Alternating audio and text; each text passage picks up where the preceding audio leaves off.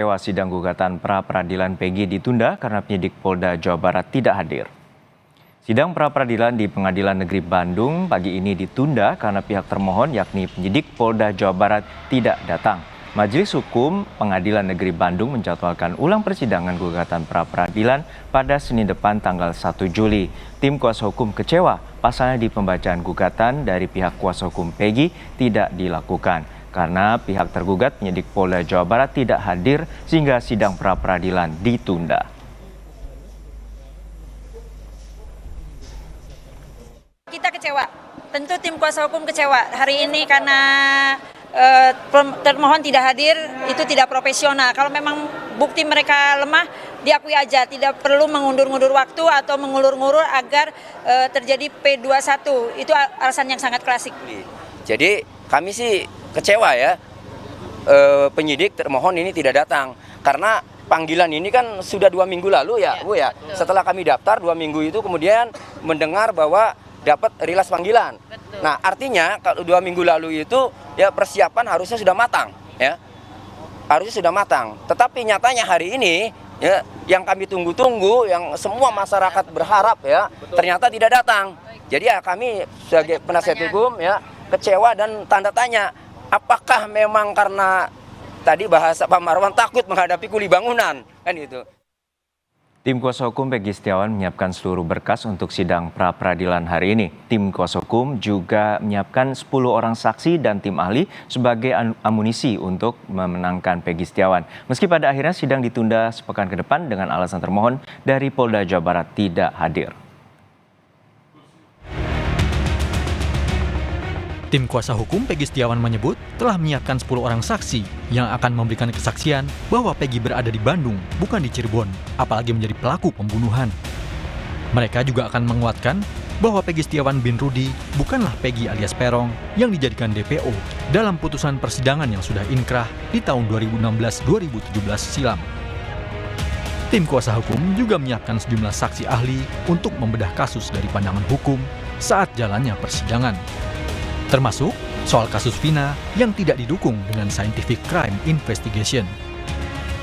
Tim kuasa hukum Peggy yakin seluruh bukti sudah siap dan kuat untuk meyakinkan kepolisian telah salah orang dalam menangkap DPO pembunuhan Vina dan Eki. Itu nanti yang akan kita pertanyakan kepada pihak Polda, apakah ada bukti yang terkait dalam pembunuhan yang disebut tadi itu scientific crime investigation-nya ada tidak, seperti itu sidik jari, kemudian tes DNA dan juga CCTV. Sedangkan sejak akhir putusan di tahun 2017 nggak ada ya Bu ya tertulis barang-barang bukti dan betul, tidak barang bukti yang itu CCTV yang memang terjadinya scientific crime investigation itu tidak pernah dimunculkan. Termasuk sidik jari juga nggak ada ya Bu? Nggak ada sidik jari para terpidana, itu nggak pernah ada. Itu kan harusnya kalau pembunuhan kan harusnya ada di TKP, untuk membuktikan mereka ada di TKP kan ada sidik jari para terpidana. Justru itu malah kita mau buka sekarang di persidangan. Jumat lalu, polisi memeriksa Rudy Irawan, ayah Peggy Setiawan. Rudy diperiksa di Polda Jawa Barat terkait kepemilikan KTP ganda. Pemeriksaan Rudy berlangsung selama kurang lebih 5 jam. Terkait klarifikasi polisi soal KTP ganda miliknya, Rudy dimintai keterangan polisi karena memiliki 2 nama, yakni Rudy Irawan dan A. Safrudin. Ayah Peggy beralasan memiliki identitas ganda yang digunakan untuk menikah. Sebelumnya, ayah Peggy juga telah diperiksa oleh penyidik Polda Jabar setelah anaknya ditangkap 21 Mei lalu. Jelas gitu loh, kepentingannya beliau ini dulu kawin lagi gitu loh, kan untuk syarat kawin lagi kan mesti ada NA. Nah, ke-1, kedua kan dia juga takut ketahuan sama yang tua gitu, jadi dia bergantilah nama, kira-kira gitulah.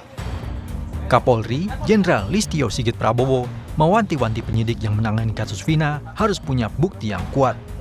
Menurutnya, penersangkaan Peggy harus didasari scientific crime investigation. Barat terkait penanganan Peggy ini juga menjadi perhatian publik.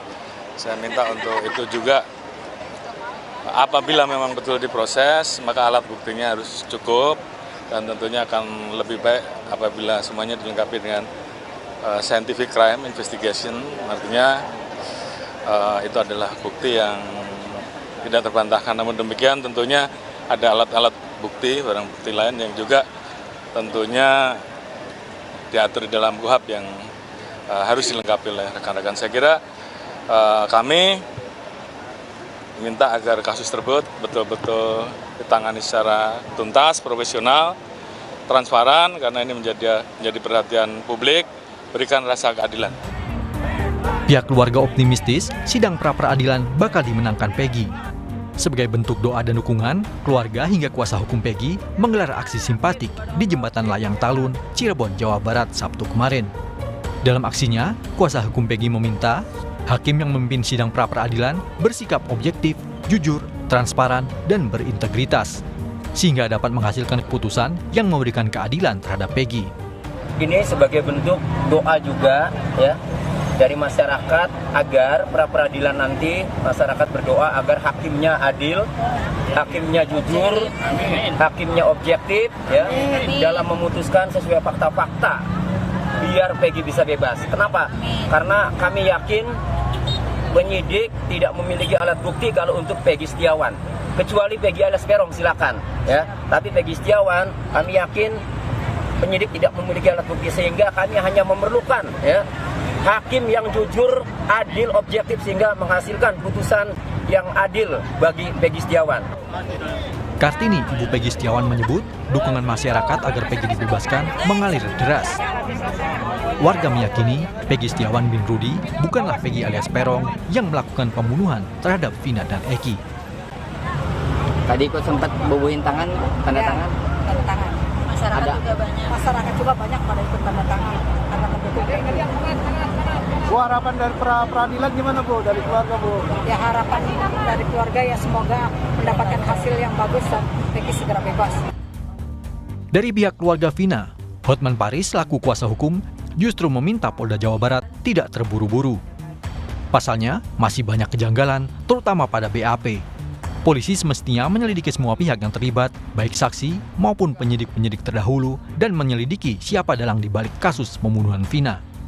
Jelas-jelas BAP-nya, putusan pengadilan, bertentangan dengan